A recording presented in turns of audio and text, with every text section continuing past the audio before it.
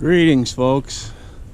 I'm out here on an old railroad spur that's been turned into a bridge, and I want to talk today about beautiful spots like this called wetlands. Good morning. I've got some wonderful birds out here. You just saw some pelicans right there. I've got a couple of grebes swimming by. I want to talk about wetlands today and focus mostly on three purposes of wetlands. The first purpose I'd like to talk about today is the obvious purpose, with my pelicans swimming in front of me, is that wetlands are habitat. For humans, they're not our habitat. In fact, a lot of times we think of wetlands as being wastelands because they're smelly sometimes and they're filled with bugs and mosquitoes and gnats and midges and things like that. But wetlands are critical habitat for many types of birds. This time of year, I'm in the middle of August right now, so I'm between the seasons, but for birds, these wetlands become critical habitat, especially when they migrate. They need a spot where they can stop and rest. If you've ever been on a big long vacation, you drive all day long and you finally get to town where you can get a place to rest for the night and you can get some food to eat. Well, wetlands are like that for the birds. They really need this critical habitat as a resting spot. In the spring, they need it for nesting as well. So habitat, some of the habitat needs to be deep water, like you see here with the grebes swimming through.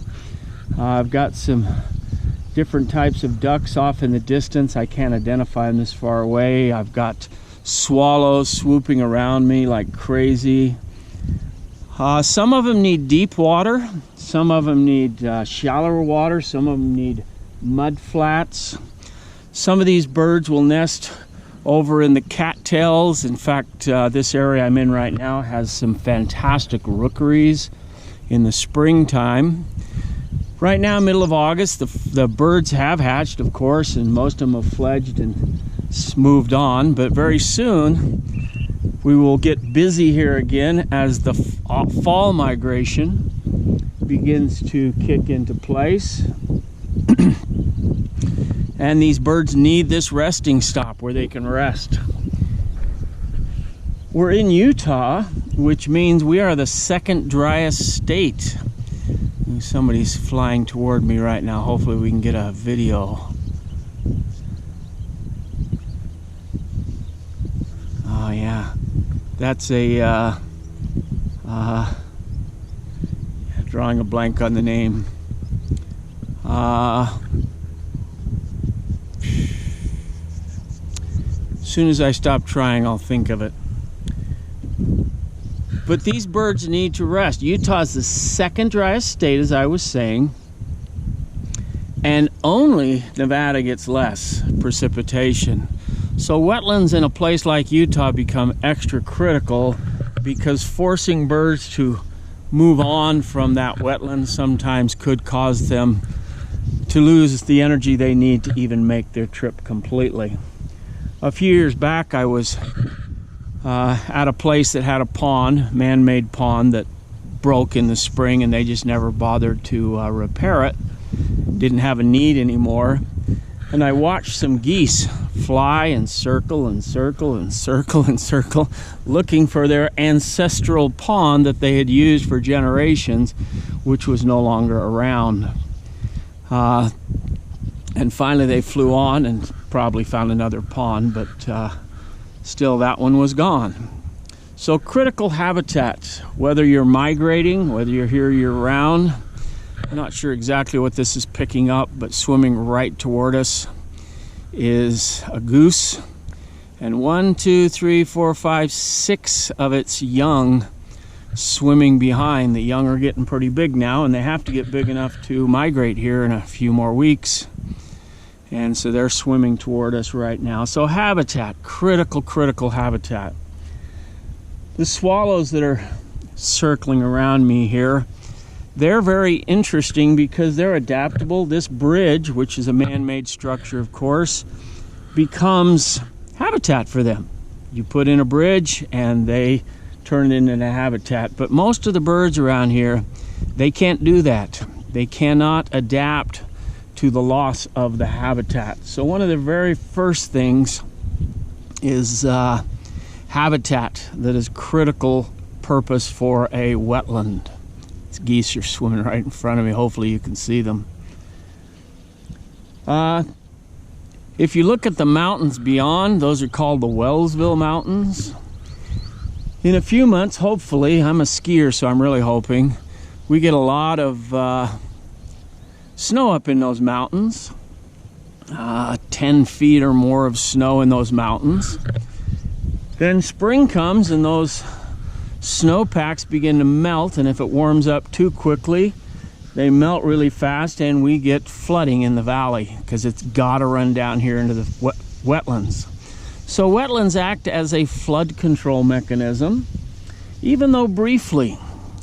Here in the area where I live, we have some homes that have been built into the floodplains, and in a bad year they will flood. I've seen it where people could only get into their home by a boat for a few weeks, and that's just the price you pay for building in a floodplain.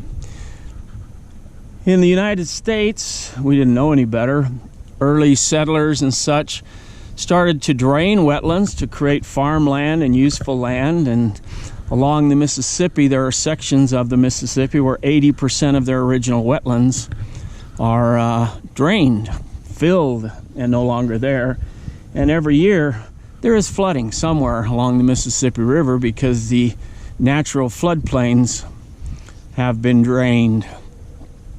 So even though it's a temporary need, it's a very important need that we have floodplains for wetlands.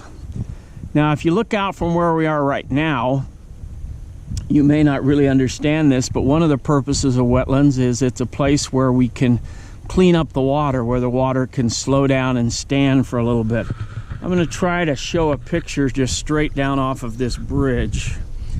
And if that works properly, like I'm hoping, you should be able to see that that water is not clear and pure. It's pretty murky and dirty looking.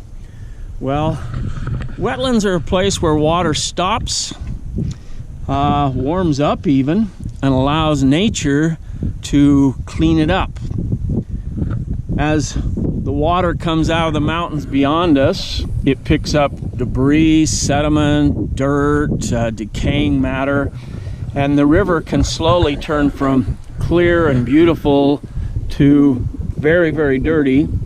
And wetlands allow it to stop, slow down, allow bacteria and other things to help break up that decaying matter, give nature time to do its job before it sends it on down the way.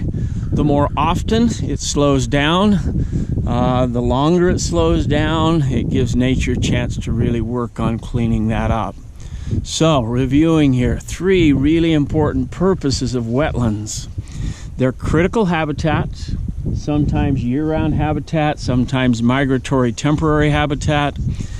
They are important for spring runoff as flood control. That water has to go somewhere, and if it can't go into an existing wetland, it will flood and find a spot to go, even temporarily.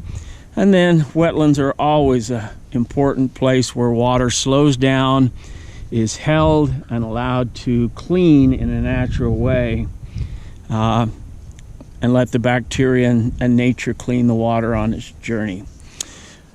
So I thank you for attending class today, and hopefully you learned a little bit about the importance of wetlands. Thank you.